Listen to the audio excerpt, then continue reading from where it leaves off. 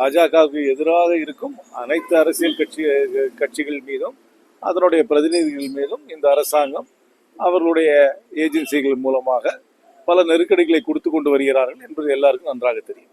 சரி, நாடாளுமன்றத்தில் உரையாற்றின பிரதமர் மோடி இந்தியா தாய்நாடு, இஸ்ரேல் தந்தை நாடுன்னு சொன்னாரு சார். அதை நீங்க எப்படி சார்? இந்தியாவுக்கும் இஸ்ரேலுக்கும் என்றைக்கும் நல்ல உறவு இருக்க வேண்டும், அதுல ஒன்றும் சந்தேகம் கிடையாது. இஸ்ரேலோட நல்ல உறவு இருக்கிறதுனாலேயே மற்ற நாடுகள், குறிப்பாக இஸ்லாமிய நாடுகளோடு நல்ல உறவு இருக்கக்கூடாது என்ற அர்த்தம் கிடையாது. அது என்ன அர்த்தத்துல சொன்னாரு என்பதை நீங்க இப்பதான் திருப்புறம் கொண்டு வந்திருக்காரு, அவரை போய் நீங்க கேட்க வேண்டியதுதான். இந்தியா மதர்லேண்டு, அது ஃபாதர்லேண்டு அப்படின்னு சொன்னதுக்கு என்ன அர்த்தம் என்றது அவரை தான் கேட்க வேண்டிய. சுப்ரீம் லீடர் கொமேனி கொல்லப்பட்டதை பத்தி அது ஒரு கொடூரமான ஆட்சி. தயவுசெய்து அந்த ஆட்சிக்கு யாரும் வக்காலத்து வாங்க வேண்டாம். அது ஈரான்ல நடக்கின்ற ஆட்சி ஒரு அயத்தொல்லாக்களோட ஆட்சி ஒரு கொடூரமான ஆட்சி. அவர்கள் மக்களுக்கு எந்த உரிமைகளையும் கொடுக்காமல் பல உரிமைகளை பறித்து, குறிப்பாக பெண்களை ஒடுக்கி, சிறுபான்மையர்களை ஒடுக்கி, எல்லாரையுமே ஒரு ஒரு ஒரு இராணுவ ஆட்சியின் மூலமாக எந்தவித உரிமைகளும் இல்லாமல் நடக்கும் ஆட்சி. அந்த ஆட்சிக்கு நான் வக்காலத்து வாங்குறதுக்கு தயாராக இல்லை. ஆனாலும் இன்னொரு நாடு மீது போர் தொடுத்து அந்த நாட்டின் தலைமையை மாற்றுவதில் எனக்கு உடன்பாடு கிடையாது. ஆனால் எந்த தருணத்திலும் நான் அயத்தொல்லா ஆட்சிக்கு நான் வக்காலத்து வாங்க தயாராக கிடையாது. அது ஒரு கொடூரமான ஆட்சி தான். ஈரானிய மக்கள் மீது என்னுடைய ஆதரவு உண்டு, ஈரானிய மக்களுக்கு என்னுடைய ஆதரவு உண்டு. அவர்கள் சுதந்திரம் பெற வேண்டும், அவர்கள் சுதந்திரமாக இருக்க வேண்டும். அவர்கள் பழம்பெரும் மக்கள்.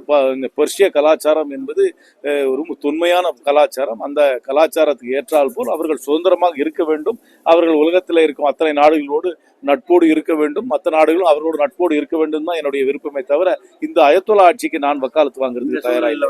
இந்தியாவுடைய நிலைப்பாடு என்ன சார்? போர் நிறுத்தம் நடத்த வேண்டும். அதுல ஒன்றும் போர் எதற்குமே ஒரு தீர்வு கிடையாது. ஆனா தீர்வு கிடையாது. பேச்சுவார்த்தை மூலமாக தான் இந்த பிரச்சனையா தீர்க்க வேண்டும். இப்போ பேச்சுவார்த்தை நடந்து கொண்டிருக்கும் பொழுதே இந்த போர் தொடுத்து விட்டார்கள். ஆனா இன்றைக்கு இருக்கிற சூழலிலே அமெரிக்கா ஒரு பெரிய வல்லரசாக இருக்கிறது. அதனுடைய இராணுவ பலத்துக்கு எதிராக யாரும் நிற்க முடியாத அளவுக்கு அவர் வளர்ந்து விட்டார்கள். அதற்கு ஒரு கவுண்டர் பேலன்ஸ் உலகத்தில் இல்லை என்பது ஒரு யதார்த்த உண்மையாக இருக்கிறது. இது 6 மாத காலமா நாங்க டிஸ்கஸ் பண்ணது, இது ஒரு கூட்டு நடவடிக்கைன்னு சொல்றாரு இஸ்ரேலை பத்தி.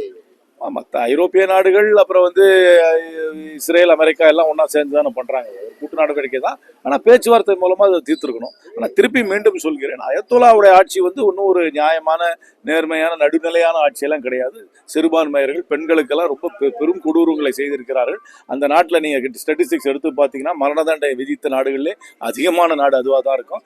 அரசியலில் அவர்களுக்கு வேறுபட்ட கருத்தை உடையவர்களையெல்லாம், எழுத்தாளர்கள், சிந்தனையாளர்களையெல்லாம் கைது செய்து துன்புறுத்தி மரண தண்டனை கொடுத்தனால அந்த ஆட்சி போறதுல ஈரான்ல இருக்கிற நிறைய பேருக்கு ஆதரவு இருக்கும். அதுல ஒன்றும் சந்தேகம் கிடையாது. ஆனால் அது ஒரு ஜனநாயக ரீதியாக வெளிப்படைத்தன்மையோடு ஈரானிய மக்கள் தான் தீர்மானிக்க வேண்டுமே தவிர வெளிநாட்டில் இருந்து அதை தலையிடுவதை என்னால் ஏற்றுக்கொள்ள முடியாது. ஆனால் மீண்டும் சொல்கிறேன், அயத்தொல்லா ஆட்சிக்கு நான் வக்காலத்து வாங்க தயாராக இல்லை. சார், ஓபிஎஸ் இணைஞ்சது, தேமுதிக கூட்டணி இணைஞ்சதெல்லாம் திமுக கூட்டணிக்கு பலமா? அதனால காங்கிரஸுக்கு ஏதாவது சாதகமா?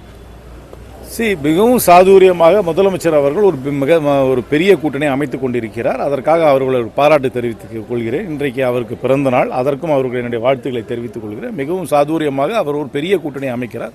அது என்னை பொறுத்த வரைக்கும் யதார்த்த அரசியலிலே ஒரு வெற்றிகரமான ஒரு முடிவாகத்தான் நான் கருதுகிறேன். தொகுதி பங்கீடுல உங்களுக்கு பாதிப்பு வராதா சார்? இருக்கிறது 234. அது உள்ளதான் மியூச்சுவலா எல்லாரும் பேசி தான் முடிவு பண்ணிக்க வேண்டிய. ஒரு தேர்தலுக்கு முன்னாடி இதுதான் கேட்குறீங்க.